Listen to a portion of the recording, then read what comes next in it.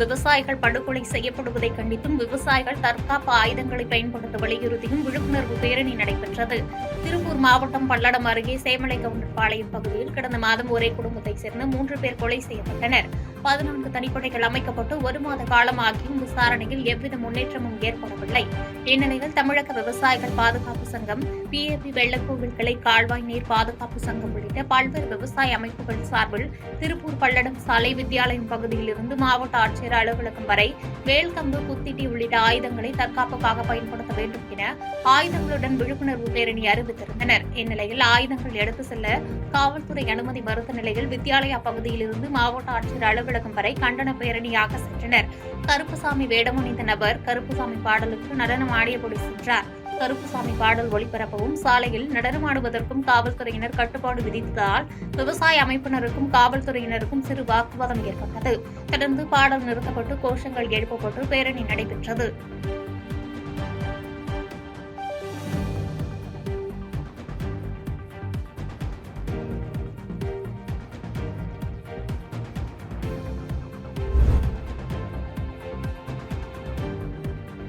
கடலில் 64 நாட்களாக தத்தளித்தவரை காசிமேட்டை சேர்ந்த மீனவர்கள் பத்திரமாக மீட்டு காவல்துறையினரிடம் ஒப்படைத்தனர். சென்னை காசிமேடு மீன்பிடி துறைமுகத்திலிருந்து வினோத் என்பவருக்கு சொந்தமான படகில் 7 மீனவர்கள் அதிகாலையில் மீன்பிடிக்க சென்றனர். ஆழ்கடல் பகுதிக்கு மீனவர்கள் சென்றபோது அங்கே மூங்கிலால் ஆன படகு ஒன்று மிதந்து வந்துள்ளது.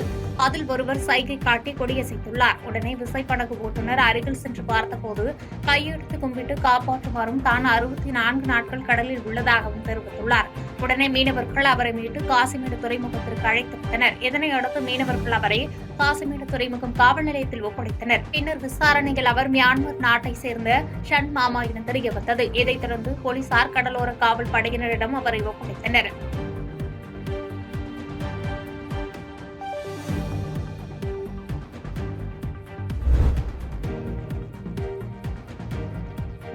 பெரியபாளையம் அருகே ஆரணி ஆற்றில் உயர்மட்ட மேம்பாலம் இல்லாததால் இறுதிச் சடங்கிற்காக ஆற்றில் ஓடும் தண்ணீரில் சடலத்தை சுமந்து இடுகாட்டிற்கு செல்லும் அவலநிலை நீடித்து வருகிறது.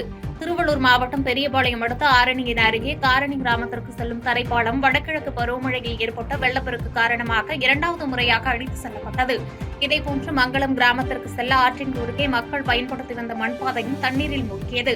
இதனால் போக்குவரத்து துண்டிக்கப்பட்டு காரணி, நெல்வாய், புதுப்பாளையம், மங்களம், எருக்குவாய் உள்ளிட்ட 10 கிராமங்களில் உள்ள மக்கள் அத்தியாவசிய தேவைகளுக்கு பெரியபாளையம் வழியாக 10 கிலோமீட்டர் சுற்றி சென்று வருகின்றனர். தற்போது ஆரணி ஆற்றில் வெள்ளப்பெருக்கு நீரோட்டம் சற்று குறைந்துள்ள நிலையில் பெண் ஒருவரின் சடலத்தை ஆற்றில் ஓடும் தண்ணீரில் இறங்கி சுமந்து கொண்டு மறுகரைக்கு சென்று இறுதி சடங்குகளை செய்துள்ளனர்.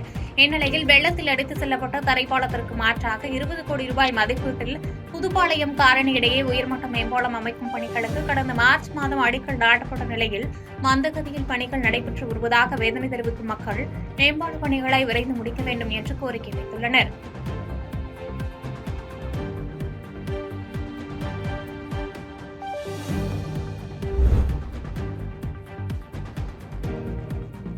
அருப்புக்கோட்டை அருகே பந்தல்குடியில் தனியாக வசித்து வந்த மூதாட்டி கழுத்து அறுக்கப்பட்டு கொலை செய்யப்பட்ட வழக்கில் 2 சிறுவர்கள் கைது செய்யப்பட்டனர். விருதுநகர் மாவட்டம் அருப்புக்கோட்டை அருகே பந்தல்குடி வெள்ளையாபுரத்தைச் சேர்ந்த மறைந்த ராமகிருஷ்ணன் என்பவரது மனைவி சுப்புலட்சுமி வீட்டில் தனியாக வசித்து வந்த நிலையில் கடந்த மாதம் 28ஆம் தேதி கழுத்து அறுக்கப்பட்டு கொலை செய்யப்பட்டார். இந்த கொலை சம்பவம் குறித்து ASP மதிவானம் தலைமையில் பந்தல்குடி காவல்நிலைய போலீசார் அப்பகுதியில் தடயங்களை சேகரித்து வழக்கு பதிவு செய்து விசாரணை மேற்கொண்டு வந்தனர். இந்நிலையில் கொலையில் ஈடுபட்ட அதே பகுதியைச் சேர்ந்த 16 மற்றும் 17 வயதுடைய 2 சிறுவர்களை பிடித்தனர். போதைப் பழக்கத்திற்கு ஆளான சிறுவர்கள் பண தேவைக்காக மூதாட்டி சுப்புலட்சுமியை கொலை செய்து நகை திருடி சென்றது போலீசாரின் விசாரணையில் தெரியவந்தது. இதனையடுத்து போலீசார் அவர்கள் இருவரையும் அருப்புக்கோட்டை குற்றவியல் நீதிமன்றத்தில் ஆஜர்படுத்தி மதுரையில் உள்ள கூர்நோக்கு இல்லத்தில் அடைத்தனர்.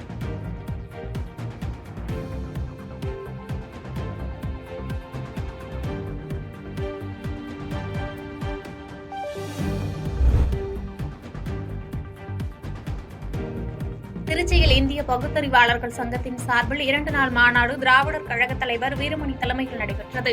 இந்நிகழ்வில் தமிழக போக்குவரத்து துறை அமைச்சர் சிவசங்கர் கலந்து கொண்டு உரையாற்றினார். தொடர்ந்து செய்தியாளர்களுக்கு பேட்டியளித்த போக்குவரத்து துறை அமைச்சர் சிவசங்கர், பொங்கல் திருநாளை ஒட்டி முதலமைச்சர் வழிகாட்டும்படி பேருந்துகள் இயக்கப்படும். தீபாவளிக்கு தனியார் பேருந்துகளை ஒப்பந்தம் எடுத்து இயக்கிடும். அரசு பேருந்துகள் கூடுதலாக இயக்கப்படுவதால் ஆம்னி பேருந்துகள் குறைந்த அளவை இயக்கப்படுகிறது என தெரிவித்தார். விடுமுறை என்கின்ற அந்த விடுமுறையின் போது கட்டண உயர்வு வந்தவுடன் உடனடியாக நடவடிக்கை எடுக்கப்பட்டால் தீபாவளியின் போது இந்த பிரச்சனை இல்லை. இன்னும் சொல்லப்போனா தனியார் பேருந்துகளை ஒப்பந்த அடிப்படையில் எடுத்து இயக்கினோம். அதனால் ஆம்னி பேருந்துகளை சில பேருந்துகள் அந்த அரசு ஒப்பந்தத்திலே வந்துதான் இயங்கினார்கள். இந்த ஆண்டை பொறுத்தவரை ஆம்னி பேருந்துகள் அவர்கள் வழக்கமாக இயங்குகின்ற அளவில் இருந்ததை விட குறைவாக இயங்கியிருக்கிறது என்பதை அவர்கள் சங்கத்தை சேர்ந்தவர்களை அறிவித்திருக்கிறார்கள்.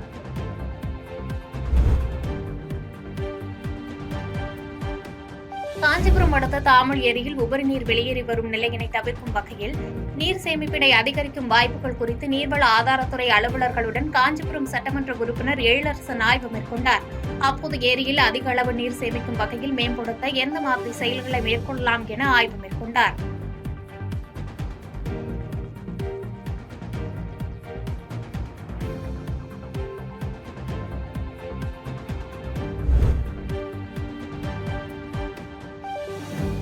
செங்கம் அருகே ரூபாய் 20 லட்சம் மதிப்பிலான நலத்திட்ட உதவிகளை தமிழக வெற்றிக் கழகத்தினர் வழங்கினர்.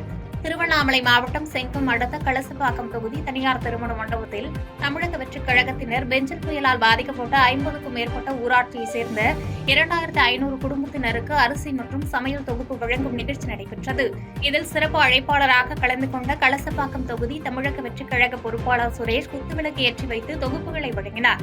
இந்நிகழ்ச்சியில் ஒன்றிய முக்கிய பொறுப்பாளர் ஆனந்த், சுரேஷ், பாலாஜி உட்பட பலரும் கலந்து கொண்டனர். 26ல தளபதி கோசம் நீங்க கோட்டையில கூட்டு போனீங்கன்னா எனி டைம் கலசப்பாக்கத்துல எந்த ஒரு பிரச்சனை இருந்தாலும் என்னால முடிஞ்ச ஆதரவு உங்களுக்கு கன்ஃபார்மா நான் கொடுப்பேன். பாதகம் செய்பவரை கண்டால் நாம் பயங்கொள்ளலாகாது பாப்பா, மோதி மிதித்து விடு பாப்பா, அவர் முகத்தில் உமிழ்ந்து விடு பாப்பா. அண்மை செய்திகளை உடனுக்குடன் தெரிந்து கொள்ள இணைந்திருங்கள் இயம்நாடு தொலைக்காட்சியுடன்.